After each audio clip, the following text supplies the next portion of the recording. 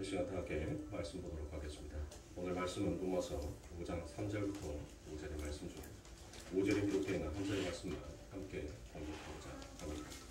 로마서 5장 5절 한 절의 말씀 함께 공독하도록 하겠습니다. 소망이 우리를 부끄럽지 하지 아니함은 우리에게 주신 성령으로 말미암아 하나님의 사랑이 우리 마음에 부은 바 되리니. 아멘. 계속 로마서 5장 3절부터 5절의 말씀을 보고 있습니다. 그래서 여러분들 삶 가운데 다가오는 그 환난과 연단과 인내가 과연 무엇인지를 지난 시간에 여러분들과 함께 다 나누지 못했던 이야기들을 오늘은 창세기의 말씀을 가져다가 여러분들과 함께 은혜를 나누고자 합니다. 자, 사랑하는 성도님들, 한 주간 동안 잘 지내셨죠? 또 잘 지내시고 또 건강하게 잘 여러분들이 한 주간을 또 보내셨기에 이 자리에 다 앉아 계신 줄 믿습니다. 그래서 사랑하는 여러분들에게 한번 묻도록 하겠습니다. 여러분들은 오늘 어떤 옷을 입고 오셨습니까? 제가 말씀드리는 이 옷은 육신의 옷을 말씀드리는 것이 아닙니다. 여러분들은 과연 어떤 옷을 입고 오셨습니까? 학생은 교복을 입어야지만이 가장 아름답지요. 군인은 군복을 입었을 때가 가장 멋지게 보입니다. 그러면 그리스도인은 그리스도의 옷을 입었을 때가 가장 멋진 거예요. 그러므로 저와 오늘 여러분들은 이 자리에서 그리스도의 옷을 입고 하나님 앞에 찬송할로 나온 자에게 아버지 하나님의 나라에서 가장 멋진 옷을 입고 가장 멋진 자리에서 하나님을 찬송하기에 나오신 줄 믿습니다. 그러므로 사랑하는 성도님들, 오늘 저와 여러분들의 삶 가운데 이 아버지 하나님의 은혜가 무엇인지를 더욱더 깊이 깨닫고 그 하나님 앞에 찬송과 영광을 돌리면서 우리들의 삶 가운데 그리스도의 옷을 입을 수 있는 그와 같은 훈련을 우리는 해야 하는 것이에요. 그게 바로 가장 멋진 삶, 가장 멋져 보이는 삶이에요. 여러분들 맞죠? 중학생이 고등학생이 교복 입고 있었을 때, 책가방 메고 있었을 때 아침에 학교 등교하는 그 모습이 여러분들 못해요. 짠하기는 하지만 그래도 가장 이뻐 보인단 말이에요. 가장 이뻐 보여요. 군인이 사복을 입고 있는 것보다 군복을 입고 나라를 지키기 위해서 그 총을, 그 찬바람을 맞아가면서 그 총을 딱 짊어지고 있는 그 군인의 모습이 얼마나 멋져 보입니까? 오늘 저와 여러분들은 그리스도의 옷을 입고 바로 아버지 하나님의 군대로 우리들은 서서 그 하나님 앞에 하나님의 나라의 가장 멋진 자로 서야 할 것입니다. 그런데 우리들의 삶을 보자면 우리는 한 번도 주님을 위해서 산 적이 없고 주를 위해서 무언가를 해본 적도 없는 자입니다. 가끔씩 주님에게서 나왔던 선한 일도 결국은 우리의 만족과 명성과 평판을 위해서 그 모든 것들을 사용한 것이지 결코 그것이 주님을 위한 것이다라고 자신 있게 말할 수가 없습니다. 그리고 이 세상의 쾌락과 명예를 쫓아서 모든 것들을 낭비하였고 허비했던 것이 바로 우리들입니다. 우리는 예수님의 사랑을 받을 만한 가치 있는 일을 해본 적도 없었습니다. 그런데 이와 같은 아무런 가치도 없는 우리들을 왜 하나님께서는 우리를 구원해 주셨을까? Why me, Lord? 왜 주님 접니까? 왜 나입니까? 왜 하필이면 하나님 나입니까? 여러분들 이와 같은 의문을 왜 하나님 수많은 사람들 속에서 왜 하나님 나에게 그리스도의 옷을 입혀주셨습니까? 내가 당신에게 무엇을 준 적도 무엇을 요구한 적도 없는데 하나님 왜 저입니까? 이게 바로 그리스도인의 환난의 시작인 것이에요. 거기서부터 환난이 시작됩니다. 나는 당신에게 이 옷을 입혀달라고 한 적도 없습니다. 나는 당신에게 이 길을 가고자 한다라는 그 고백도 한 적이 없습니다. 그런데 왜 저입니까? 정말 우리가 우리의 실체를 바르게 깨닫고 그 아버지 하나님께서 주신 그 놀라우신 은혜가 과히 무엇인지를 우리는 깊이 생각하고 가야 하지 않겠습니까? 우리는 우리의 인생의 경험과 하나님의 은혜 사이에서 하나님의 은혜만이 우리를 구원할 수 있다는 것을 이제 가슴 깊이 알게 된 자입니다. 그 어떤 부귀와 명예도 그 어떤 노력과 열심으로도 나의 구원을 완성하고 이룰 수 없다는 것을 이제는 우리가 안 자가 되었다.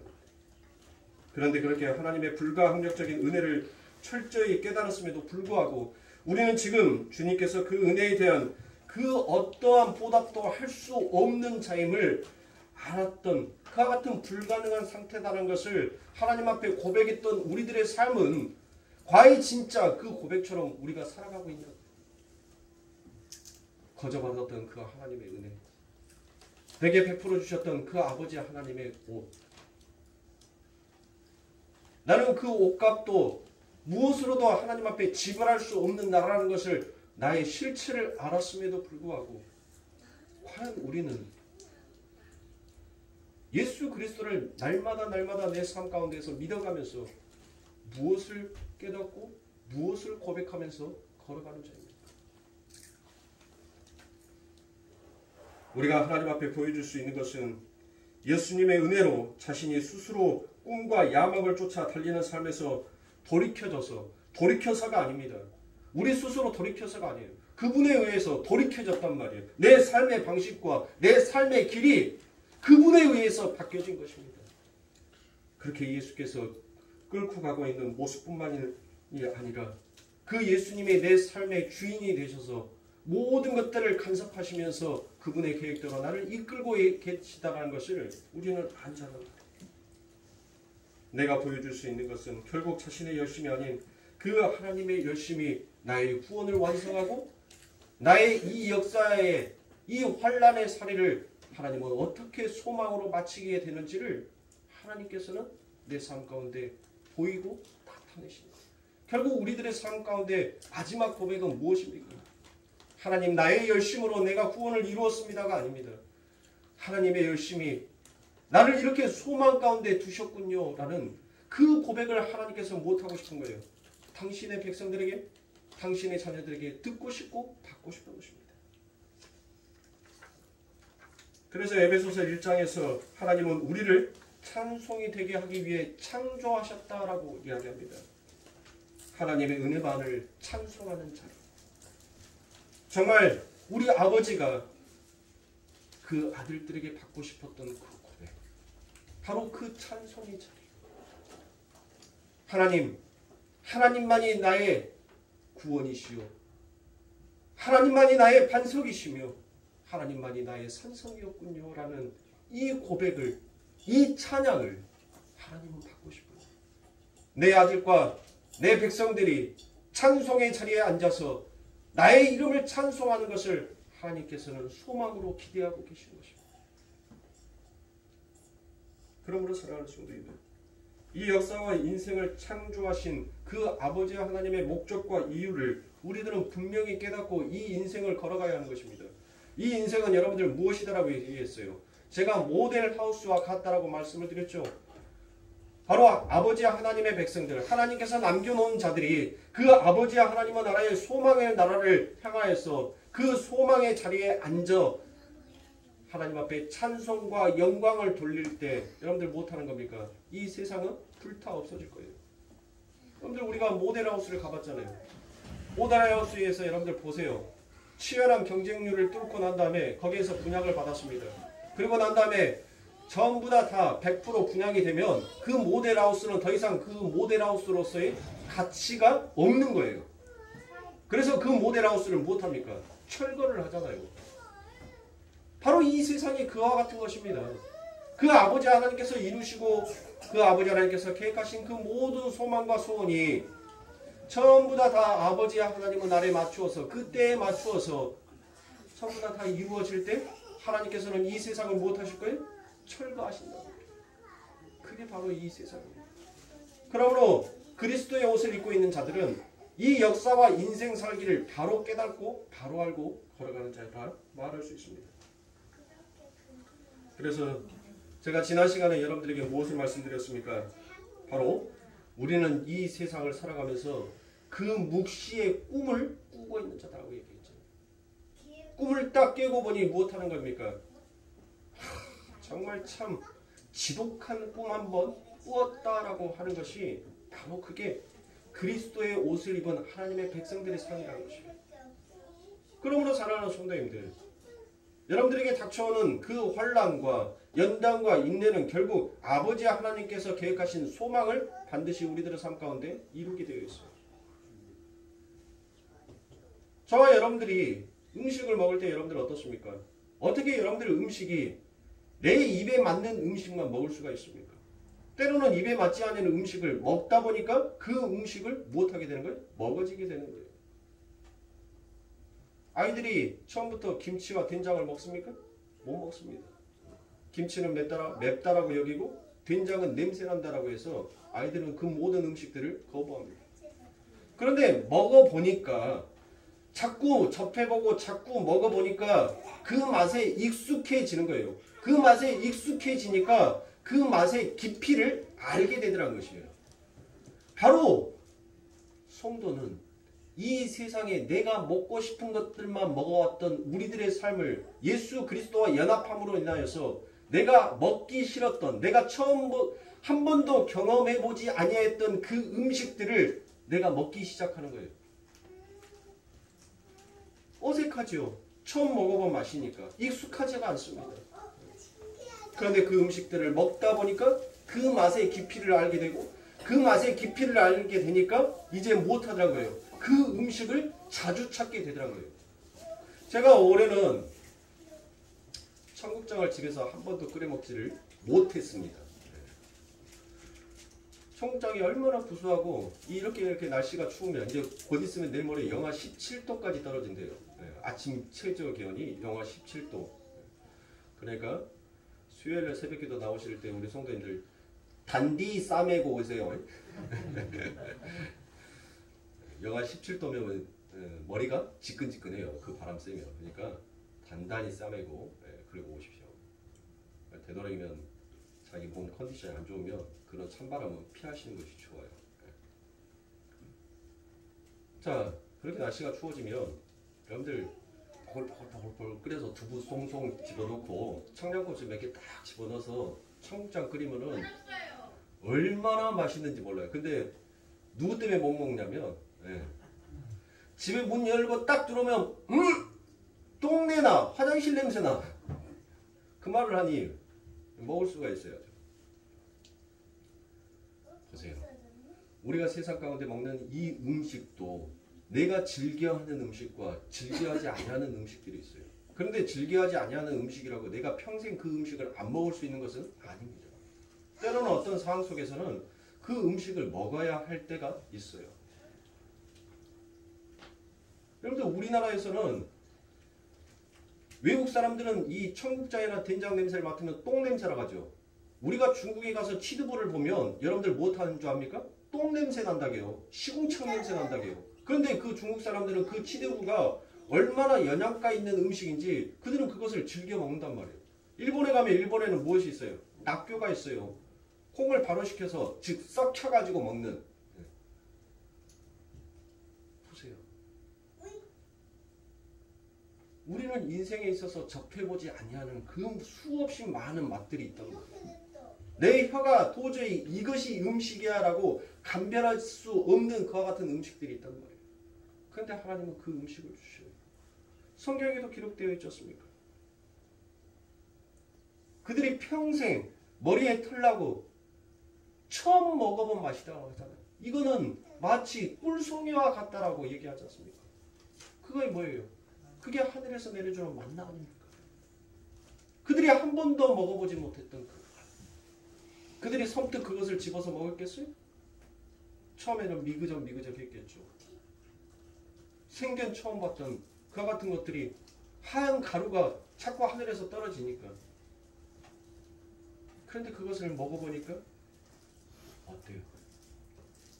그들의 입에서 꿀송이처럼 달콤하게 넘어가 버리다. 그게 바로 하늘의 음식인 것입니다. 그러므로 사랑하는 성도님들, 우리는 하나님의 뜻에 의해서 필사적인 자기 지킴과 자기 탐닉이라는 나르시시즘을 우리들은 가지고 있어요.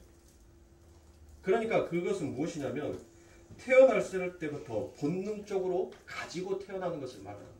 그 본능적으로 여러분들, 저와 여러분들이 갖고 태어난 것이 뭐예요? 그것을 우리는 교회에서는 죄다라고 얘기합니다. 죄. 그리고 세상에서는 무엇이다라고요? 살고자 싶어하는 본능이다, 욕구다, 욕망이다라고 그와 같이 얘기합니다. 하나님께서 그것을 이 세상 가운데 던졌단 말이에요. 왜 하나님께서 선악과를 이 세상 가운데 던졌을까요? 그 많고 많은 음식들 속에서 하나님께서는 선과 악을 구별하는 그 음식을 왜 만드셨고 왜 이 세상 가운데 던지셨냐는 것이죠. 그것은 무엇입니까? 하나님의 의도된 계획이 있답니다. 하나님께서 의도적으로 그 뜻을 펼치시기 위하여서 하나님은 그것을 이 세상 가운데 하나님이 만들어서 그 음식을 내려준 것입니다. 저와 여러분들은 전부 다 그 음식을 먹었던 자예요. 그 음식을 먹었던 자는 어떤 열매를 먹을 수가 없어요? 자기 스스로는 생명나무의 열매를 먹을 수가 없어요. 그 생명나무의 열매는 오직 그리스도의 은혜로만 먹을 수 있는 것입니다.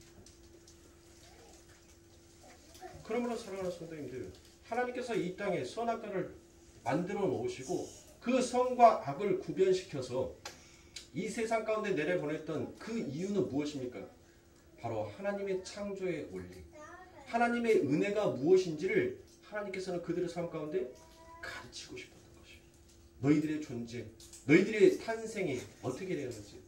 여러분들, 우리가 아이가 태어나면 성장일기라는 것을 부모들이 씁니다. 아이가 처음 엄마 뱃속에 있었을 때부터 요만하게 콩알만해질 때부터 그 초음파 사진부터 시작해서 하나씩 다 붙여가지고 그 배내 쪼그리까지 전부 다 모든 것들을 다 한 상자에 담아서 간직을 해요. 그리고 난 다음에 네가 이렇게 태어났단다라는 것을 이제 그 아이가 무엇인가 사리 판단이 될 때 그때 아이한테 주죠. 그리고 난 다음에 그 아이가 보면서 엄마 내가 이렇게 콩알만 했어? 내가 이렇게 작았다고? 내가 이런 모습으로 있었다고? 아빠 내가 이랬어? 라고 그것을 묻는 거예요. 지금 하나님께서는 각 성도 사랑하는 내 아들과 사랑하는 내 딸들의 삶 가운데 하나님께서는 성장의 일기를 쓰신 거예요. 네가 어떻게 태어났고 네가 내 앞에 어떻게 있음의 존재가 되었는지를 하나님께서는 그 선악과를 통하여서 거기에서부터 출발시켜서 하나님은 진짜 생명나무에 이르는, 그래서 너희가 장성한 분량이 되어서 너의 그 옛 기억을 되돌아보고 회상하면서 이 모든 것이 하나님의 은혜였구나라는 것을 깨닫는 자리로 하나님께서는 이 역사를 그렇게 그어놓으시고 만드신 것입니다.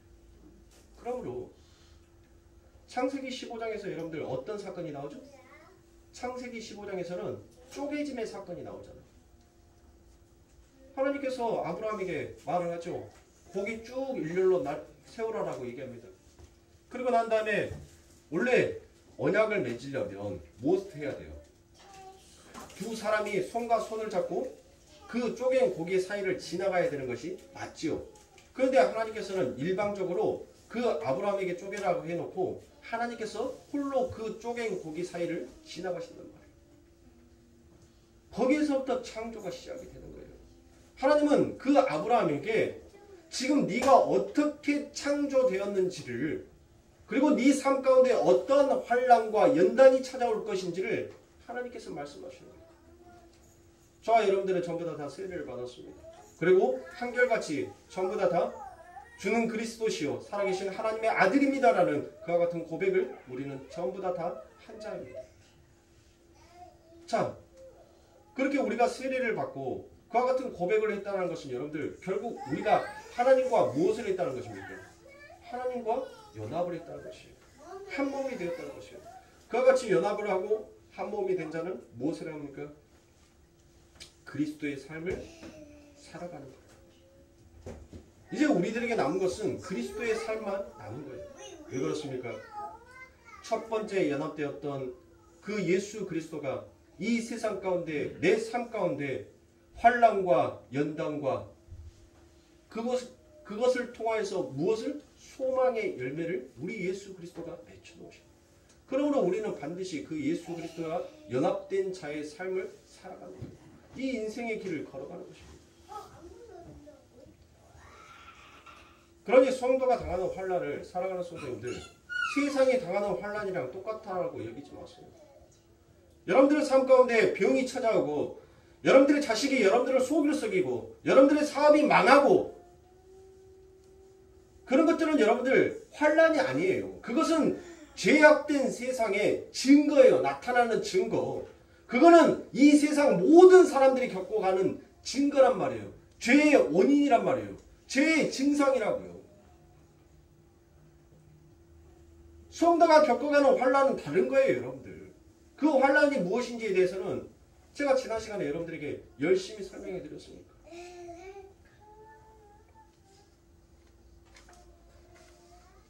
그러므로 사랑하는 성도님들,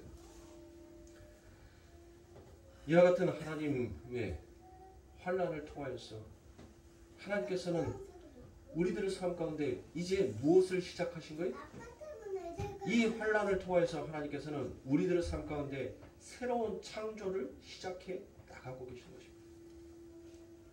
자, 여러분들 창세기 1장에 보면, 여러분들 창세기 1장에 어떻게 시작을 합니까?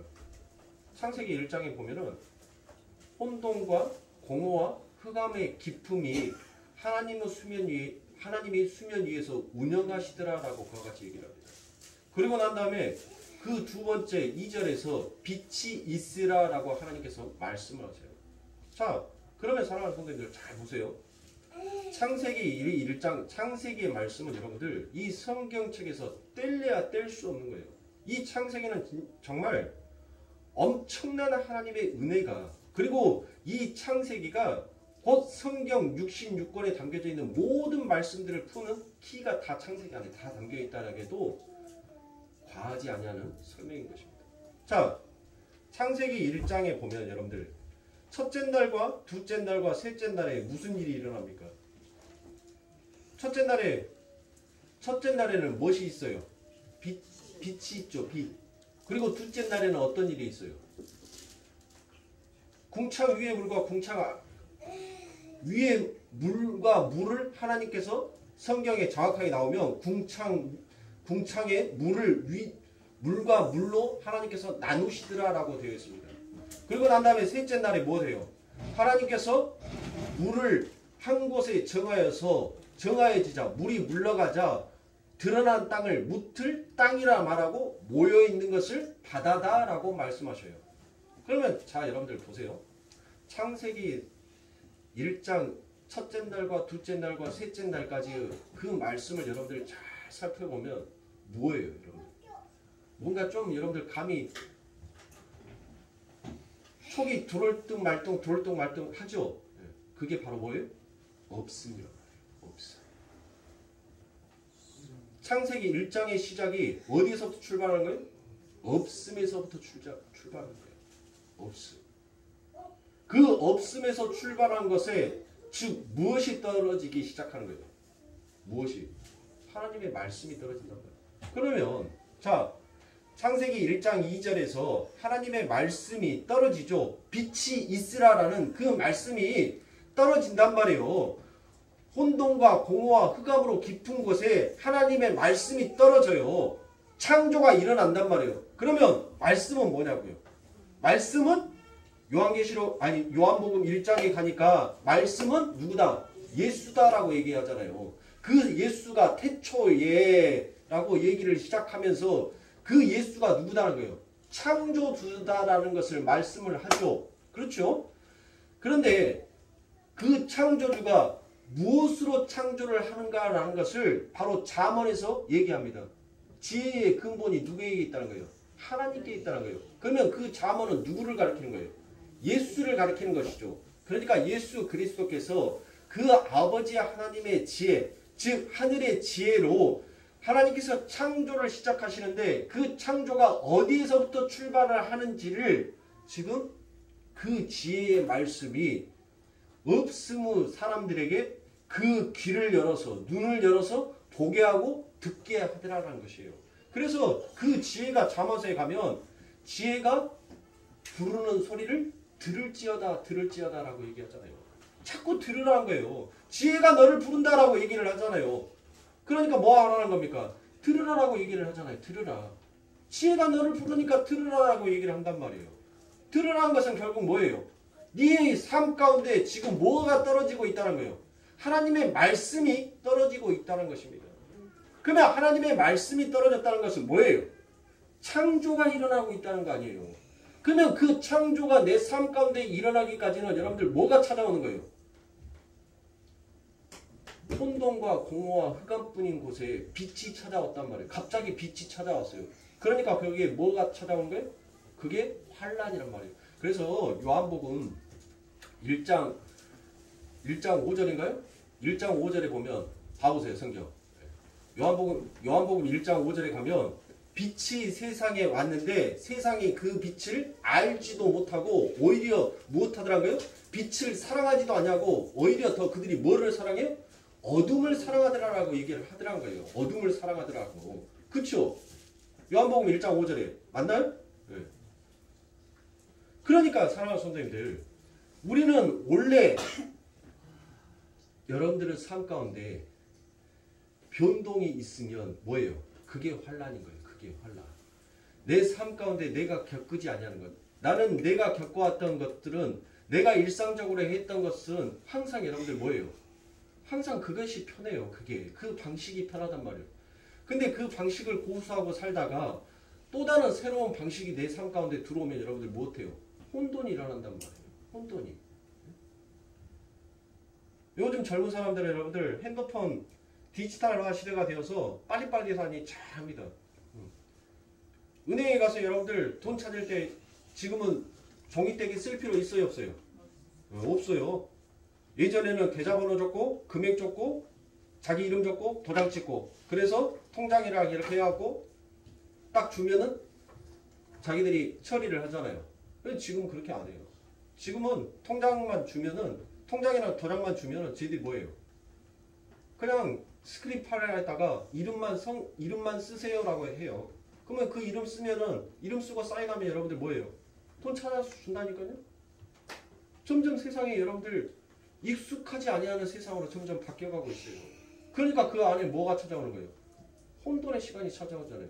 나이 드신 분들한테 혼돈이지 않습니까? 응? 자, 그러니까 하나님께서 태초에 천지를 창조하셨는데 그 시작이 혼돈과 공허와 흑암이며 바로 물이더라라는 것이에요. 그러니까 혼돈과 공허가 뭐예요? 혼돈과 공허. 혼돈과 공허를 그것을 바로 그릇이다라고 얘기해요. 그릇. 스크러처도 없고 엠프티니스도 없는 즉 내용도 없는 상태를 말하는 거예요. 없음이라는 것이 그릇이라는 것이 여러분들 보세요. 그릇 안에 무엇이 담겨 있어야지만이 그것은 그릇으로서의 제대로의 역할을 한단 말이에요. 그런데 그 그릇에 어떠한 내용이 담겨지느냐에 따라서 그 그릇에 사용하는 용도도 틀려지잖아요. 그러면은 아무것도 담아져 있지 아니한 상태, 공허한 상태를 여러분들 무엇이라고 해요? 그냥 그릇이다라고 얘기를 하잖아요. 근데 그 그릇에 국을 담으면 그 그릇은 이제 뭘로 정해지는 거예요? 너는 이제 국그릇이다라고 정해지는 거예요. 거기다 밥을 담으면 이제부터는 뭐가 되는 거예요? 밥그릇이 되는 거예요. 그렇게 우리의 삶 가운데 내용이 그 안에 들어가 있지 않냐면 그냥 그릇일 뿐이에요. 없음의 상태란 말이에요. 정해지지 아니하는 상태예요. 그것이 바로 혼돈이고 공허인 것입니다. 어디에다 사용되어져야 할지를 모르는 상태. 그런데 예수 그리스도께서 우리들은 그 그릇 안에 담겨지잖아요. 말씀으로 담겨지잖아요.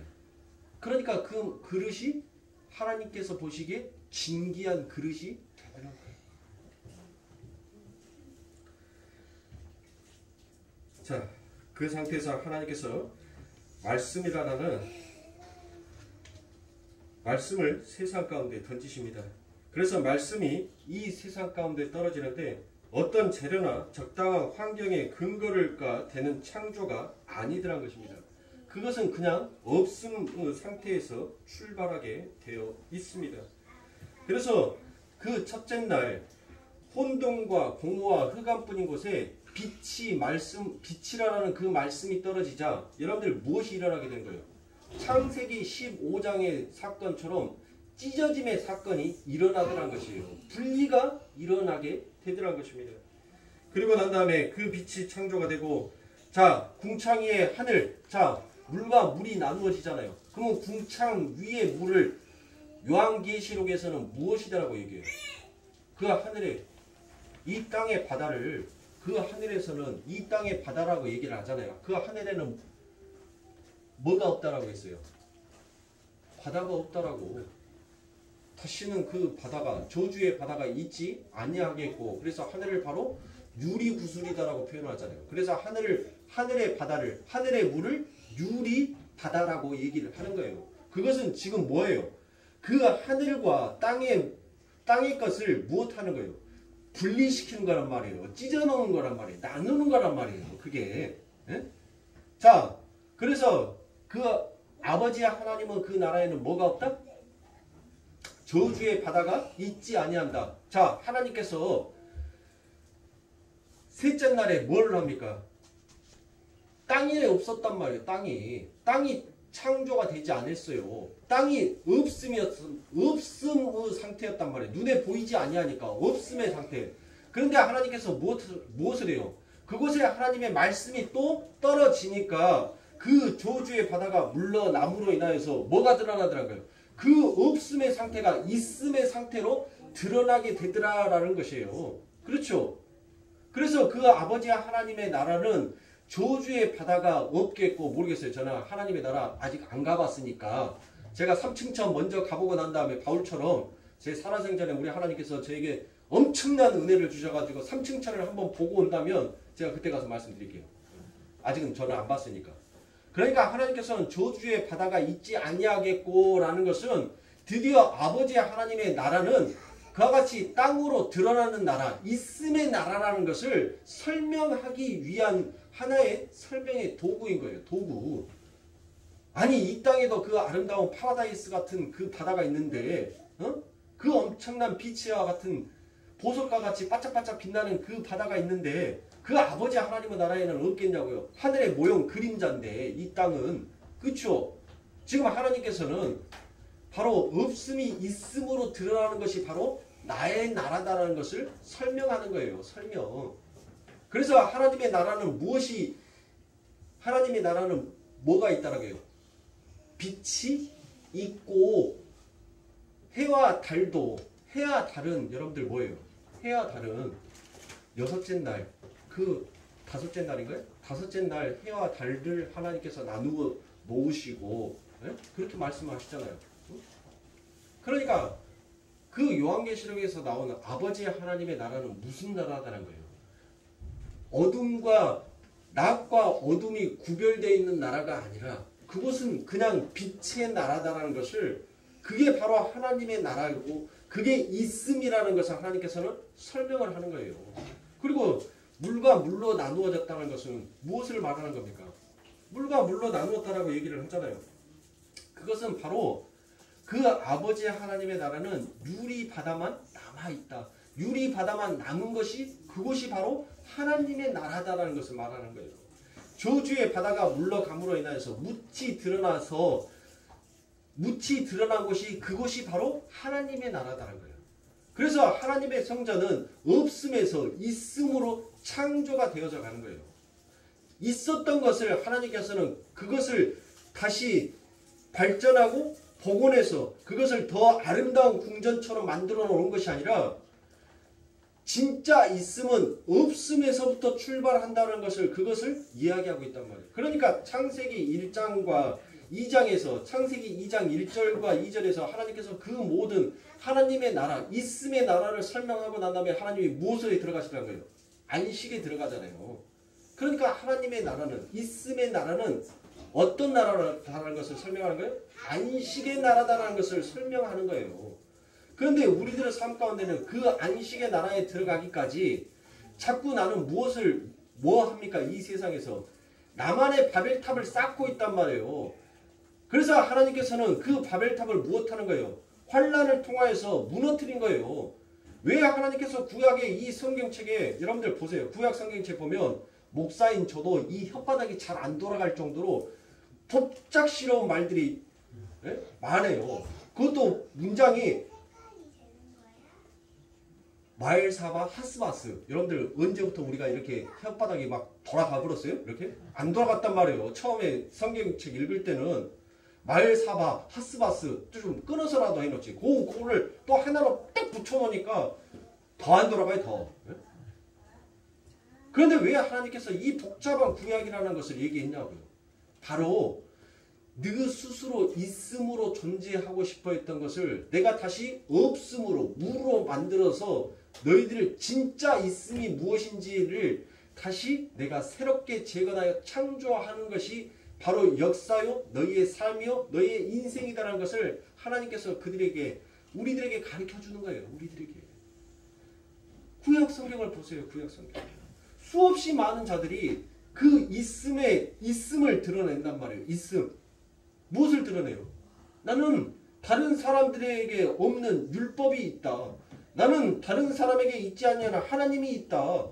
그들이 계속 하나님께서 무엇을 하나를 줄 때마다 그들은 무엇하는 겁니까? 그것을 있음의 존재로 자꾸 여겨버리더란 거예요. 너희는 원래 없음에서부터 출발하는 건데 자꾸 주는 것마다 무엇하더란 거예요? 그것을 있음의 존재와 증거로 삼더라는 것이에요. 그들이. 그래서 뭐합니까? 언약궤를 하나님께서 왜 줘요? 너희는 없습니다. 그래서 너희들은 너희들의 삶 가운데 무엇인가 너희들의 노력과 열심으로 너희들이 무엇을 창조해내는 자가 아니라 자꾸 너희가 너희의 노력과 열심으로 무엇인가를 창조하려고 할 때마다 그것이 내 앞에서 씻을 수 없는 죄다라는 것을 하나님께서는 그 언약궤 안에다 법궤 안에다가 전부 다 담아 놓으셨잖아요. 다 담아 놨잖아요. 이것이 바로 너희의 실체고 너희의 증거다라는 것을 얘기했는데 오히려 그 하나님께서 그들에게 법궤를 만들 수 있는 지혜를 줘버리니까 그들이 무엇하더라고요. 그 언약궤를 가지고 난 다음에 그것을 무엇으로 또 있음의 존재로 봐라. 너희들한테는 요거 없지? 나한테는 요거 있다. 그것을 자꾸 삼더라고요. 그러니까 하나님께서 못하는 거예요. 그 하나님께서 홈리와 비니아스를 여러분들 뭐합니까? 그 언약궤를 없애버리잖아요. 블레셋에게 줘버리잖아요. 그 하나님의 백성들에게 뺏기지 아니하게끔 하나님이 지켜주는 것이 아니라 이것이 너희의 있음의 존재로 자꾸 너희들을 증명하려고 한다면 나는 이것마저도 없애버릴 수 있는 하나님이다라는 것을 하나님께서는 구약의 성경에서 보여준단 말이에요. 그 일로 통하여서 여러분들 그 수많은 이스라엘 백성들이 얼마나 환난 가운데 놓여지게 됩니까?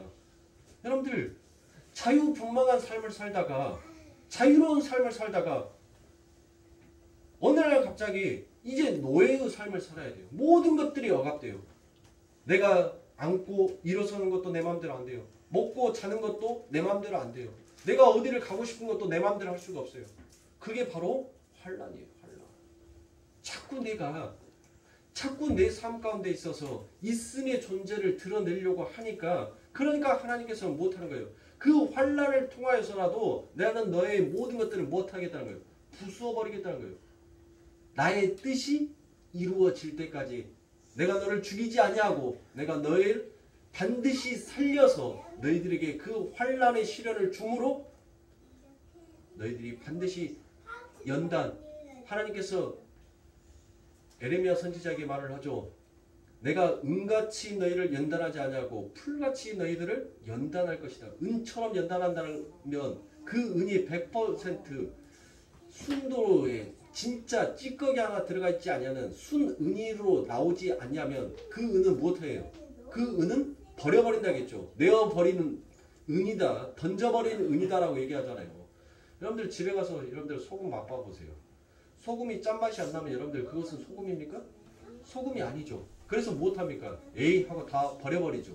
똑같은 거예요. 그래서 하나님께서는 내가 너희들을 선택했고 내가 너희들을 버리지 아니한다라는 그 하나님의 말씀 그리고 반드시 너희들은 그 환난과 연단을 통과해서 내가 이루고 싶어하는 그 정금처럼 빛나는 소망의 날이 너희들에게 반드시 올 것이라는 것을 하나님께서는 이 구약 성경에서 친히 자세하게 꼼꼼하게 열심히 설명을 해주고 있는 거예요. 그러니까 사랑하는 성도님들, 교회에 와서 제 설교가 여러분들의 신앙의 전부가 되어서는 결코 아니 됩니다.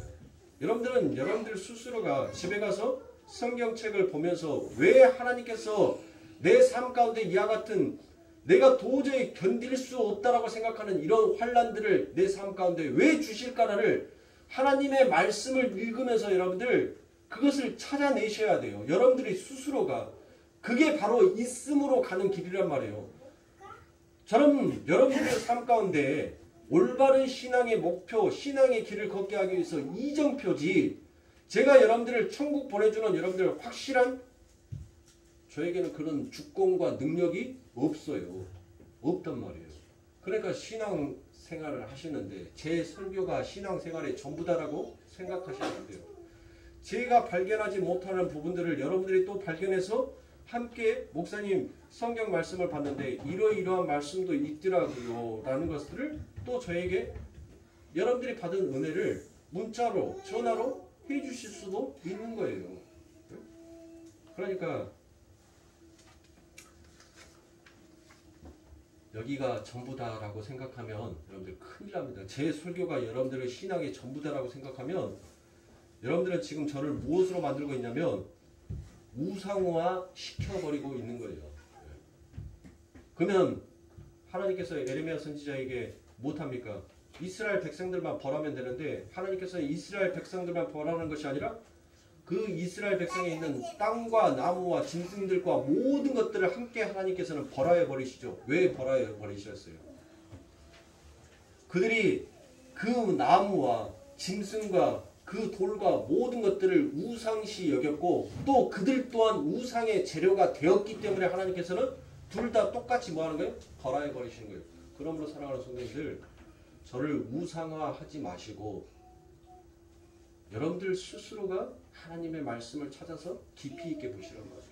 저는 여러분들에게 자꾸 제가 없음의 이 존재라는 것을 자꾸 부각시켜 드리는 이유는 그래야지 하나님의 은혜를 깨달을 수 있고 그리고 난 다음에 우리가 읽은 로마서 5장 6절 7절 8절의 말씀에 왜 그분이 나 때문에 죽어야 하는지를 제대로 알고 걸어갈 수 있는 거예요. 그냥 죽었으니까 죽었는가 보다. 그건 신앙이 아니란 말이에요. 그건 하나님의 은혜를 모르는 거예요.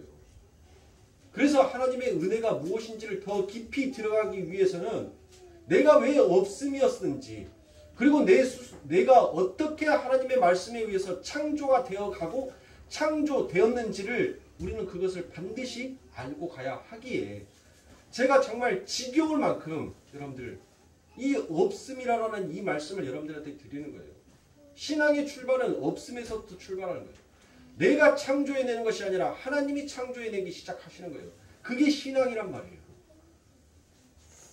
5년이라는 시간 동안 아니 앞으로 제가 목회하는 이 강단에 서서 목회하는 그 모든 것들은 저는 항상 초지일과 똑같을 겁니다. 우리는 그 하나님의 십자가 하나님의 은혜 앞에서 없음의 존재로 그리고 하나님만이 나의 창조주시오 하나님만이 내 삶 가운데 진정한 세움이라는 창조라는 그 일을 하실 수 있는 분입니다라는 것을 하나님만이 우리를 하나님이 원하시는 성전으로 지을 수 있습니다라는 것을 저는 계속적으로 우리 성도님들에게 강조할 거예요. 자, 말씀 정리하도록 하겠습니다.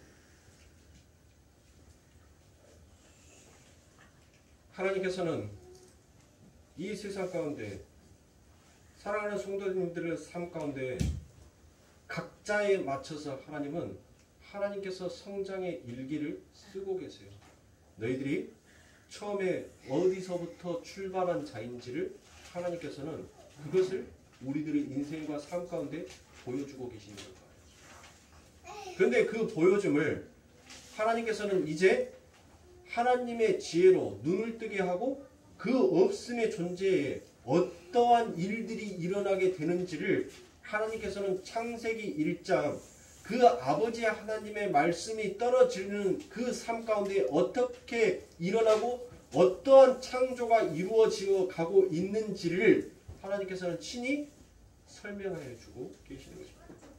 그러므로 저와 여러분들은 그리스도와 연합하였고 그리스도의 옷을 입은 자는 반드시 내 삶 가운데 창세기 1장 1절에서부터 시작해서 2장 2절 그 하나님이 모든 것들을 다 창조하시고 안식하셨더라. 그것이 바로 우리의 인생이고 그게 우리의 삶이다라는 것을 그것을 지금 이 사도는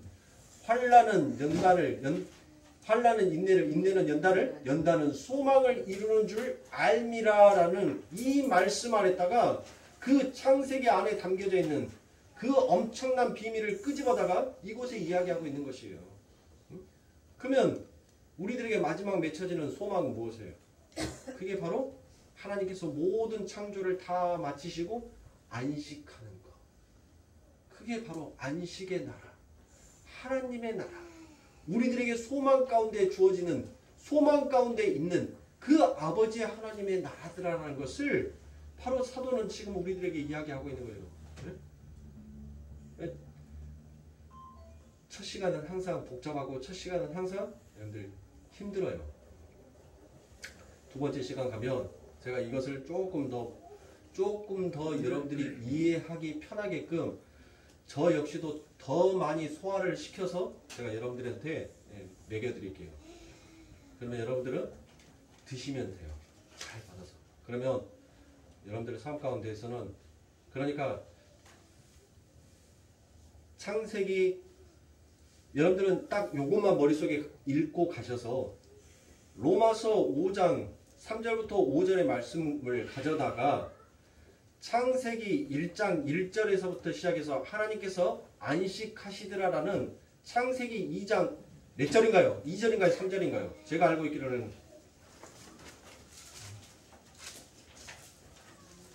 3절 2장 3절 2장 3절까지 그 말씀을 가져다가 여러분들 한번 보셔보라고요. 비교해서 한번 보시라고요.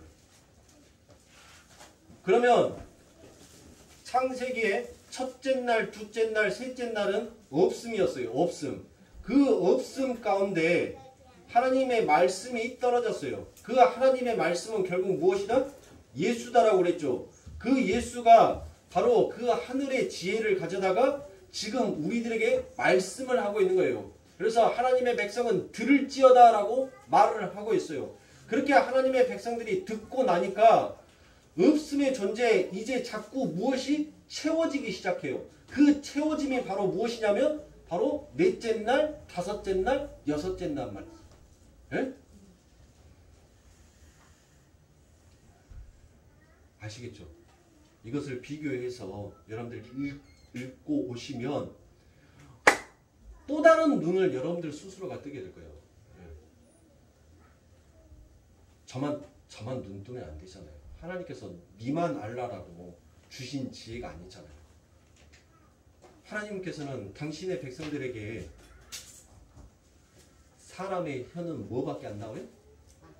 악밖에 안 나온단 말이야. 악. 이 이빨 사이로 나오는 것은 악밖에 안 나와요. 그런데 하나님께서 저에게 제가 이뻐서 뭐 그하겠어요? 저도 똑같아요. 이 이빨 사이로 나오는 것은 악밖에 안 나와요. 그런데 하나님께서는 지금 이 시간에 못 하는 거예요. 이 죄인을 죽여버리고 하나님의 영으로 하나님의 백성들에게 제가 이뻐서가 아니라 제가 잘나서가 아니라 지금 누구를 더 사랑하니까 나를 통하여서 당신의 백성들에게 당신의 자녀들에게 하나님의 그 사랑을 매겨야 되겠으니까 하나님은 잠시 저를 무엇 해주는 거예요? 덮어주는 거예요. 너 그 입 내가 생명의 입으로 네가 이뻐서가 아니라 네보다 네 앞에 앉아있는 내 백성들이 너무너무 이쁘고 너무너무 사랑스러워서 나는 너를 통해서 이것을 전달해야 되겠으니까 너는 말해. 그렇게 저를 사용하는 거니까. 그러니까 사랑하는 성도님들 성경을 꼭 보세요. 그래야지 사랑하는 성도님들 제 설교를 이해할 수가 있어요. 그냥 와가지고 자리에 앉아서 듣고 가는 설교면 여러분들은 머릿속에 하나도 남는 거 없어요. 그냥 5년 동안 부르짖었던 자기 부인, 순종, 없음 요것만 딱 얘기한다니까요. 그러면 없음이 뭐냐라고 물어보면 말을 못해요. 말을. 왜요? 그것은 지금까지 귀로만 들어왔으니까.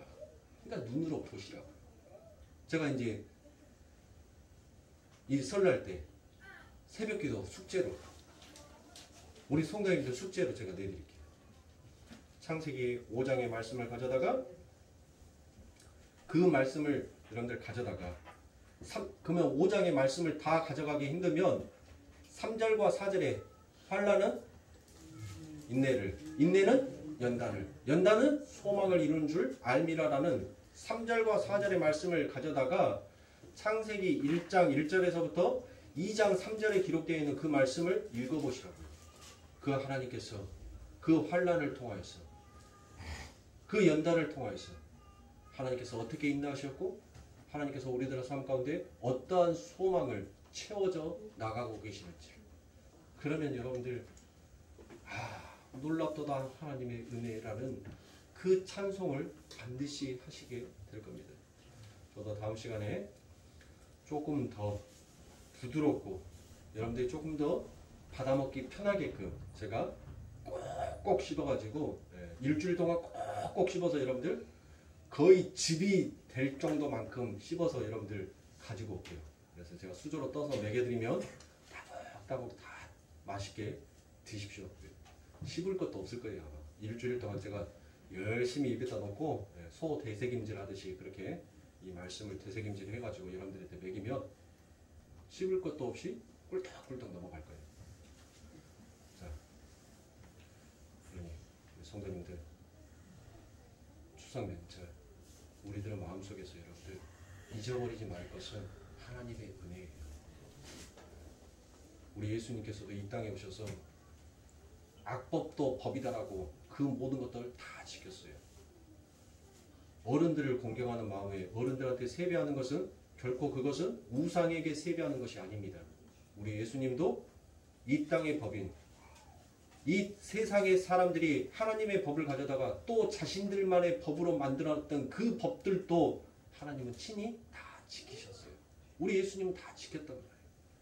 그러므로 어른을 공경하기 위해서 어른에게 세배를 드리는 것 그런 것이 우상이니 우상이 아니니 그런 걸로 믿지 아니하는 자들과 싸울 필요가 있어요 없어요? 없어요. 하나님은 좀 하나님 내 마음의 중심을 아시죠. 내가 하나님이 이것을 만지고 있어도 하나님에 대한 그 사랑은 변하지 아니한다는 그 하나님 내 마음 아시죠. 형제와 불화하기 싫어서 그 형제와 화목하고 화평을 이루기 위해서 하나님 나를 오늘 이 시간 희생하오니 하나님 내 마음 아시죠. 그 마음으로 다투지 마시고 웃음꽃이 피어나는 화평한 설날 충만한 설날 복이 넘치는 설날 그 같은 설날을 보내시는 성도님들이 되시기 바랍니다. 그래서 수요일날 뵐 때 얼굴에 좀 기름기가 잘잘 흐르도록 만난 거 많이 드시고 또 만난 거 있으면 저한테도 또 전화도 해서 목사님 별로 맛은 없지만 와서 몇 점 드셔보세요 라고 전화도 한번 주시고 저는 복받은 사람이에요. 얼마나 복받은 사람입니까? 우리 성도님들 때문에 어디를 가든지 간에 밥 숟가락 하나만 들고 가면 다 주는데 얼마나 복받은 사람입니까? 세상에 나처럼 복받은 사람이 있으면 나오라게. 누가 목사가 가장 불쌍한 사람이더라고요. 목사가 가장 복받은 사람이에요. 이 복을 잘 깨닫고 또 누리는 줄 아는 자가 하나님의 축복받은 자입니다. 그러므로 우리 하나님께서는 우리 성도님들 절대 이 환난 속에서 이 세상의 풍파 속에서 하나님은 여러분들 버리시지 않아요. 왜요? 못났든 잘났든 내가 세워놨던 내가 머리에 기름 부었던 내 종 밥숟가락 들고 가서 밥 먹고 싶어 할 때 밥 먹일 수 있게끔 여러분들의 삶 가운데 다 축복해 주신다니까요. 있든지 곱든지 하나님께서 세운 종이기. 그러니까 사랑하는 성도님들, 제가 복 받으면 여러분도 복 받은 거예요. 그러니까 이 설날에 그 하나님이 주신 복 많이 많이 받으시고 많이 많이 누리시는 저와 여러분들의 삶이 되시길 주님의 이름으로 축원합니다. 기도하겠습니다.